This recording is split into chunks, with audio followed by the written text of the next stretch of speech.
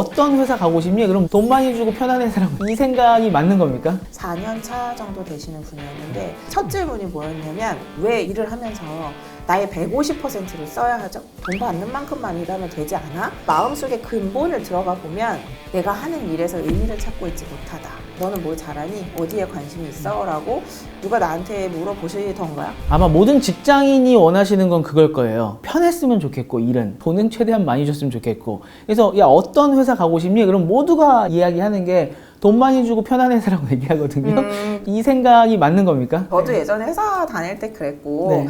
뭔가 내가 월급 받는 것보다 더 많은 일을 하면 좀 억울한 마음이 들잖아요. 그쵸. 일은 조금 하면서 돈을 많이 버는 일은 없다. 아. 사실 그 시간은 나한테 다 돌아온다라는 네. 말씀을 드리고 싶기는 해요. 네. 제가 예전에 증권사에서 일할 때 되게 열심히 일한 적도 있었고 회사에서 딱 월급 받는 만큼만 일한 적도 있었고 아주 솔직히 고백드리면 월급 받는 것보다도 일 안 했을 때도 있었거든요. 월급 루팡. 네, 월급 루팡. 제가 한 번은 직장에서 한 25년에서 30년 일하신 임원분들 있잖아요. 임원분들의 커리어 워크숍을 진행했던 적이 있었어요. 다 대기업 분들이셨고 국내 뭐 4대 시중은행 다니시는 분들이었어요. 이분들은 어떤 자기의 임원까지 가다 보면 본인의 어떤 특별한 전문 분야가 있기보다는 사실 A 부서 발령났다, B 부서 발령났다 이런 경우들이 많으시잖아요. 국내 대기업들은 인재를 그렇게 키워야 된다는 생각을 여태까지는 하고 있었으니까. 그 임원분들이 저한테 무슨 얘기를 해주셨냐면 솔직히 내가 지금 이 나이에 뭐를 잘 할 수 있겠냐. 그냥 부동산 공부 얼른 해가지고 중개사 시험 봐서 동네에서 공인중개사라도 하는 게 낫지 않을까 하는 이야기를 어떤 회사 임원분도 저한테 해주셨고 또 다른 임원분은 저한테 제가 운전기사를 해주시겠다고 했어요. 제가 너무 바빠 보인다는 거예요. 근데 본인이 회사에서 임원까지 가시면서 조용히 눈치를 되게 잘 본다. 그래서 내가 운전해줄게 이런 얘기를 하시는데 한편 너무 짠하지 않나요? 농담이 아니었어요? 진심이셨어요. 네, 그래서 내가 이렇게 해가지고 무슨 특별한 재주가 없는 것 같다. 사실 나는 회사에서 시키는 일을 잘한 사람이고 받는 만큼만 하려고 했어서 그렇게 나를 위한 개발을 많이 하지 않으신 것 같다고 솔직히 말씀하시더라고요. 그래서 내가 일해서 정말 의미를 찾을 수가 없고 일하는 만큼 내가 딱 돈 받는 만큼만 일할 거야 라는 마음이 드는 회사는 저는 나오시는 게 맞다고 생각해요. 돈 받는 만큼만 일할 거야. 이 문장을 갖고 요새 커뮤니티나 이런 데서 굉장히 많이 싸웁니다. MZ세대 쪽의 생각은 내가 왜 회사에서 이만큼밖에 돈을 안 주는데 내가 더 해줘야 되지? 그건 바보 아니야? 라고 얘기하는 쪽이 있고요. 반대편에 계신 분들은 회사 내에서 이제 너의 역할을 하는 거지 돈 받는 만큼만 9to6만 딱 하고 나가고 넌 딴 일하고 이게 말이 돼? 굉장히 대립하고 있거든요. 네. 어느 쪽 말이 확실히 맞는 건지 근데 판단이 저도 잘 안 쓰더라고요. 어떤 말이 더 맞다기보다는 지금 일하는 방식이 이렇게 달라지면서 일하는 관점이 달라지면서 우리가 갖게 되는 되게 다양한 생각들이 지금 폭발하는 시기인 것 같아요. 어떻게 보면 2022년이라는 시간을 우리가 같이 살고 있지만 내가 예전에 어떤 배경을 가지고 어떤 시기에 일을 시작하게 됐느냐에 따라서 지금은 스냅샷으로 동일한 시기인데 생각하시는 게 다 다른 거죠. 사실 저는 MZ세대도 같이 묶을 수는 없다고 생각해요. 보시고 계신 분들 중에 Z세대 90년대생 분들 있으시면 80년대생이랑 묶이는 거 너무 싫으실 거거든요. 그리고 Z세대도 사실 90년생이시냐 91년이냐 92년이냐 1년마다 되게 달라서 다르다는 게 뭐냐면 그 1년마다 굉장히 사회적인 변화가 급격하게 진행이 됐죠.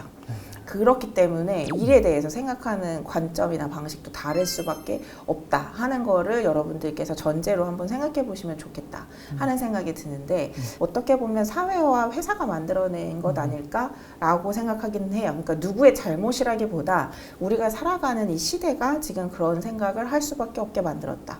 예를 들면 예전에 지금 70년대생 분들이 회사를 다니실 때만 하더라도 고성장 시기였어요. 한국뿐만 아니고 다른 글로벌 시장이 다 고성장이었어요. 그래서 내가 열심히 일을 하면 회사에 로열티를 보이면서 충성하고 늦게 퇴근하고 하면 회사에서 나의 수고를 알아줬고 회사에서 성장하면서 나도 성장하면서 그 돈 받는 걸로 뭐 전세를 살든 집을 살든 어떻게 할 수가 있었어요.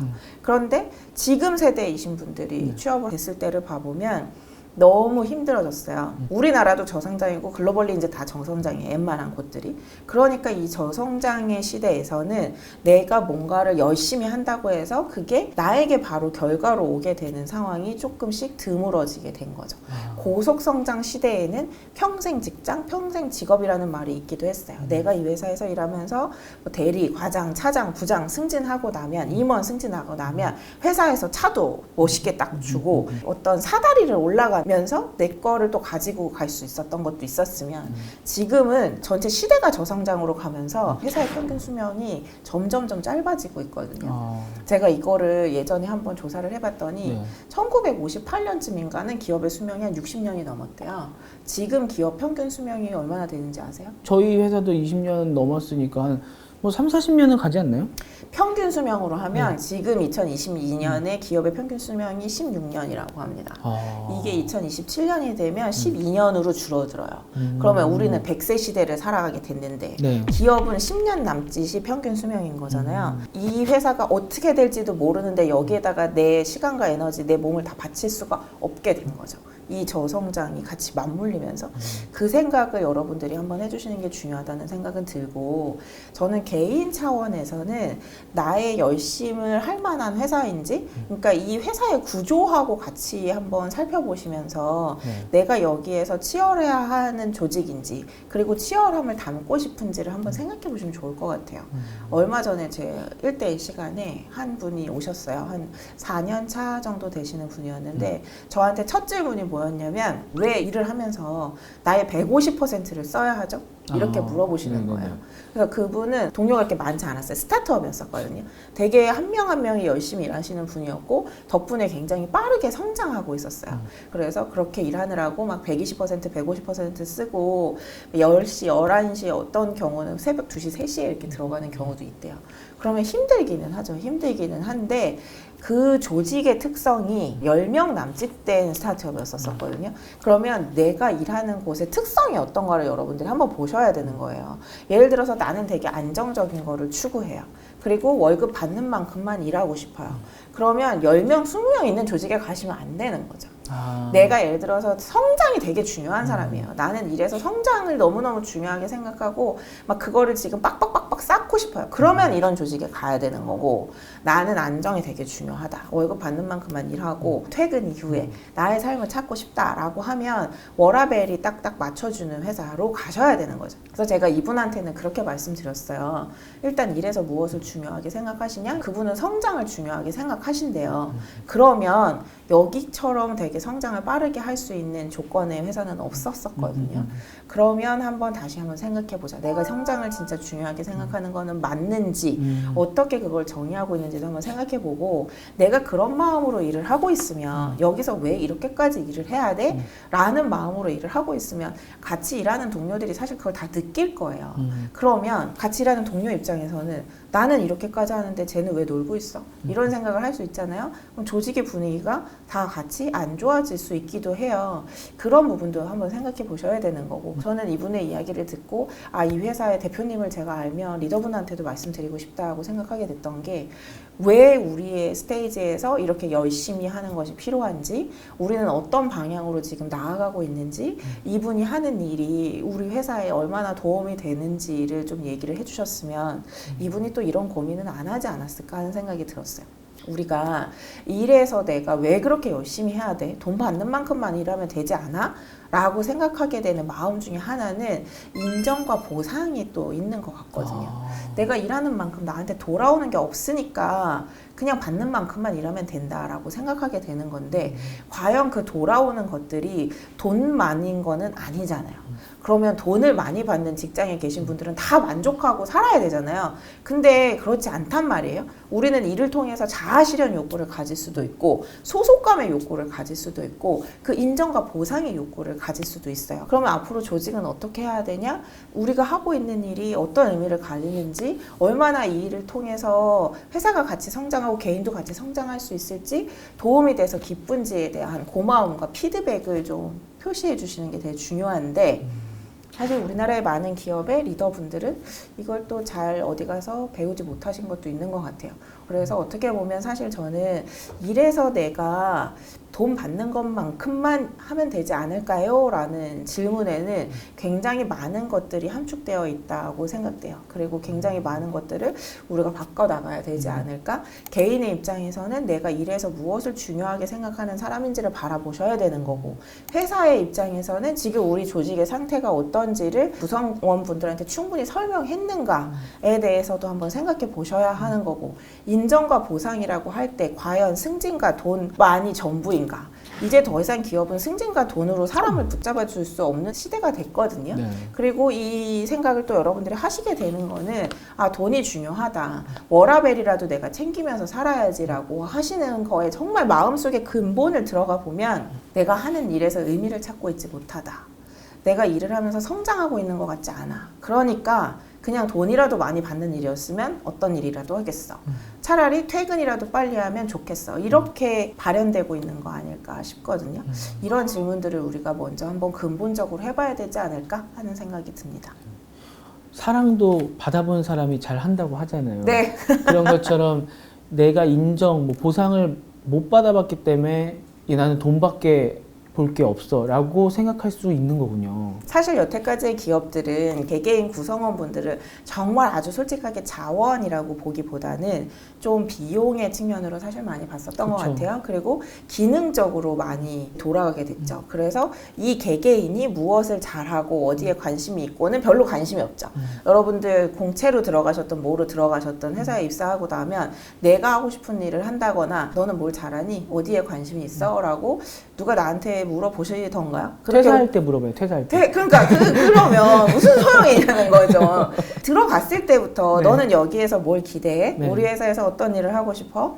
어떤 일을 잘할 수 있어? 이런 것들을 아주 좀 타이트하게 물어보시고 그것들로 개인화된 관리가 돼야 되는데, 여태까지 이 고성장 시대가 갖는 특징은 표준화 시대거든요.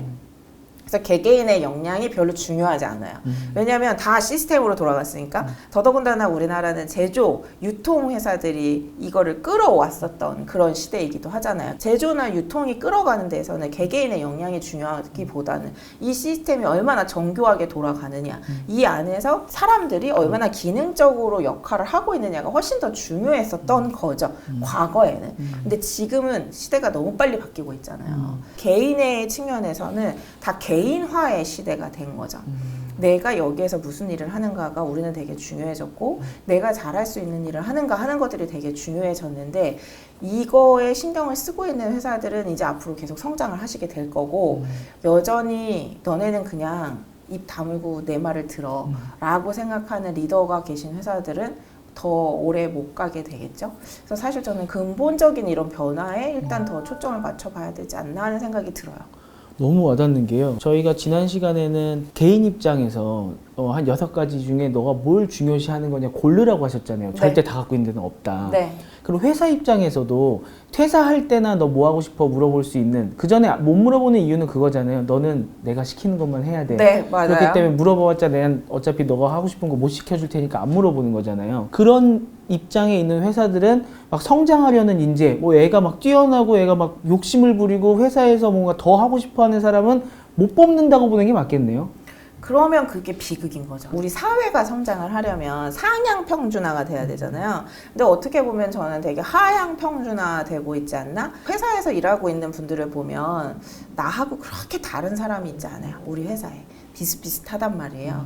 그렇게 비슷비슷한 분들을 뽑아서 과연 그 회사들이 성장할 수 있을까 하는 생각은 들어요. 그리고 아까 말씀하신 것처럼 개개인들이 무엇에 관심이 있고 잘하는지에 대해서 별로 관심이 있지 않았어요. 잡 디스크립션에 쓴 거하고도 다르게 뽑기도 했어요. 예전에 저한테 오신 분은 한 번은 첫 마디가 취업 사기 당한 것 같다는 얘기를 하시는 거예요. 나는 취업 사기 당한 것 같다. 네. 7년차 데이터 분석가였어요. 네. 그 회사 좋은 회사였어요. 남들이 봤을 때 큰 회사였어요. 그런데 내가 하게 된 일이 직무기술서에 쓰여져 있는 일을 하나도 하고 있지 않다. 너무 초조한 거예요. 그래서 이분은 데이터 분석과 관련한 일을 하고 있는데 회사에서는 그 일과 관련한 일은 하나도 안 하고 있으니까 얼마나 마음이 불안해요. 그러니까 이분이 할 수 있는 선택은 뭐예요? 회사에서 일단 하라는 거 빨리빨리 다 해버리고 5시 땅 퇴근하는 거예요. 그래서 내 자기 개발에 시간을 써야지라고 생각하게 된 거죠. 그래서 사이드 프로젝트를 엄청 많이 하고 계셨었거든요.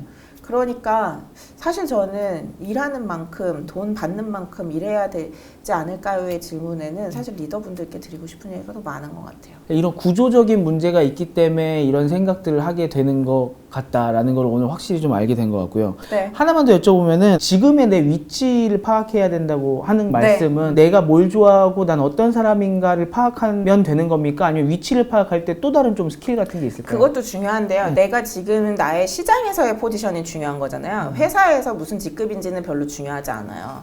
그래서 내가 시장에서 어떤 지금 포지션이고 시장에서 경쟁력 있는 인재인가를 알아보고 싶으시다면 우리 회사의 경쟁이 될 수 있는 회사들의 잡 디스크립션부터 일단 한번 보시기 시작하셔라 라는 이야기를 드리기도 하고요. 한편으로는 내가 가고 싶은 회사 혹은 우리 업계에서 저 회사 진짜 일 잘해 하는 회사들 있죠. 그 회사들 1등하는 회사들의 내가 하고 있는 일과 관련된 직무의 잡 디스크립션을 한번 봐보세요.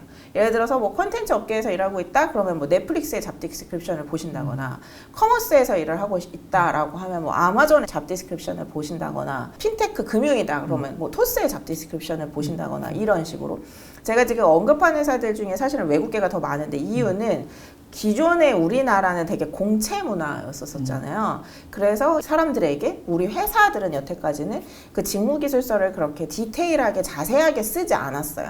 회사에서 어떤 일을 하는지는 일단 들어와서 그냥 교육받고 맞아. 우리가 발령 내면 그걸 맞는 일을 하는 거지 뭐 우리가 이렇게 열심히 안내해주고 그러지 않아요 이었었는데 외국계 회사들 같은 경우는 워낙에 직무 중심이에요. 그래서 그 한 명 한 명이 어떤 일을 해내는가, 잘 해내는가가 되게 중요하기 때문에 우리는 이런 사람들을 원해요 라고 잡 디스크립션이 엄청 자세하게 나와 있어요. 여러분들은 오늘 한번 끝나고 뭐 넷플릭스니 아마존이니 이런 데들 있잖아요. 이런 데 잡 디스크립션 한번 봐보세요. 우리나라 회사들의 채용 공고가 한 요만큼 되잖아요. 넷플릭스 채용 공고 이만큼이에요. 엄청 자세하게 우리는 무슨 일을 하고요. 근데 이 일을 뽑을 때 너한테는 이런 역량을 기대하고요. 핵심 스킬은 뭘 가졌으면 좋겠고요. 뭐가 더 있으면 우리는 우대할게요를 스크롤을 내릴 때까지 계속 자세하게 나와 있거든요. 저는 이거는 우리나라 회사들도 많이 배우셔야 된다고 생각하긴 하는데 어쨌든 내가 지금 시장에서 어떤 포지션인가 내가 지금 그만큼의 역량과 스킬을 가지고 있나? 라고 생각이 될 때는 한번 이렇게 그 업계에서 1번을 찍고 있는 회사들의 잡 디스크립션을 한번 보셔라 하는 것도 힌트가 될 수 있고요.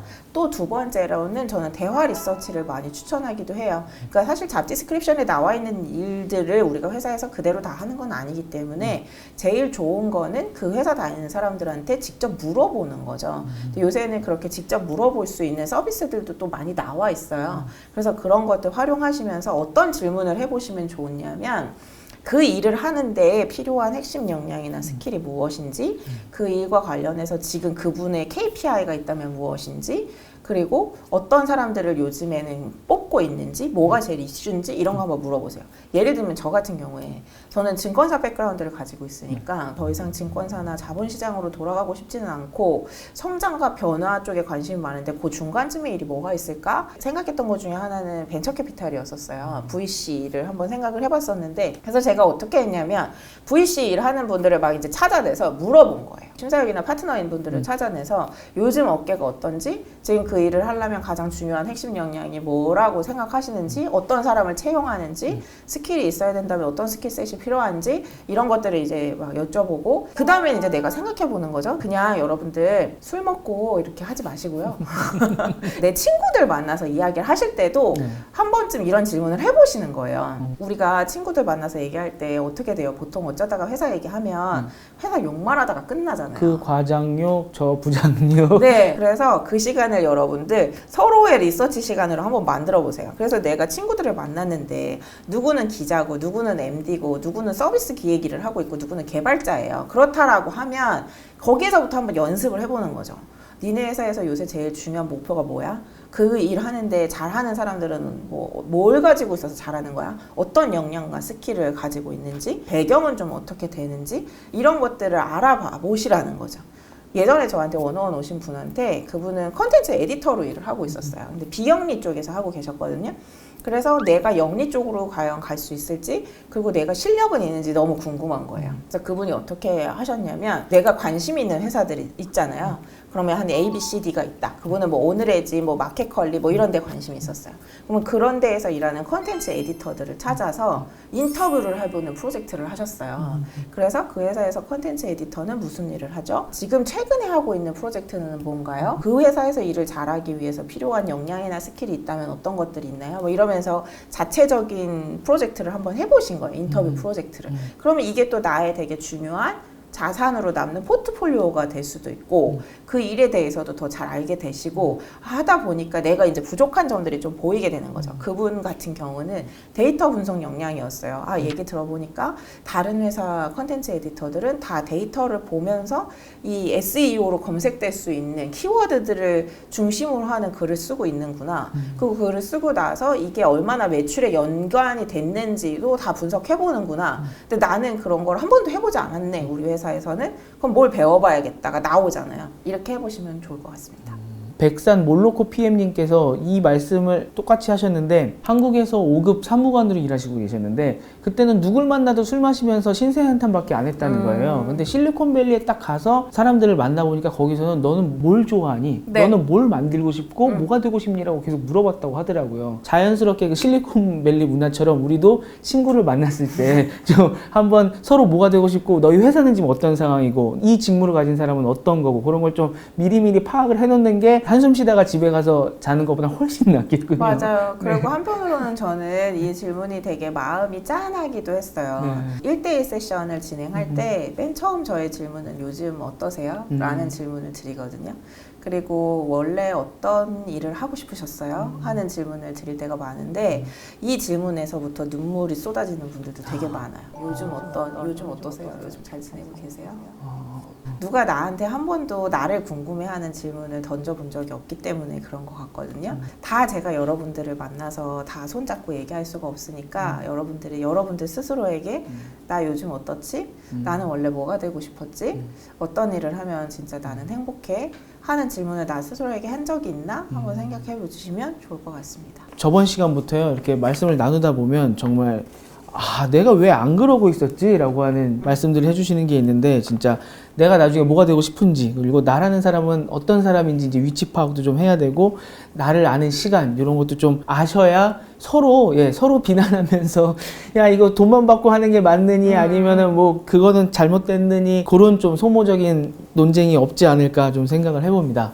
왜냐면 이게 어렵거든요. 그러니까 우리가 많이 고민하고 많이 생각해야 되는 거잖아요. 지금 이런 과정을 거치려고 하면 이게 어렵거든요. 그리고 인생은 그냥 사라지면 또 사라지는 게 인생이죠. 막 일에 대해서 고민하지 않아도 출근하면 출근하고 퇴근하면 퇴근하는 거지. 뭐 꼭 내가 일에서 무엇을 이루고 싶은가, 왜 일하는가, 이런 것들을 생각해보지 않아도 그냥 시간은 흘러요. 근데 사실 저는 이런 고민을 매일 하라는 것도 아니에요. 매일 여러분들 하시면 머리 터져요.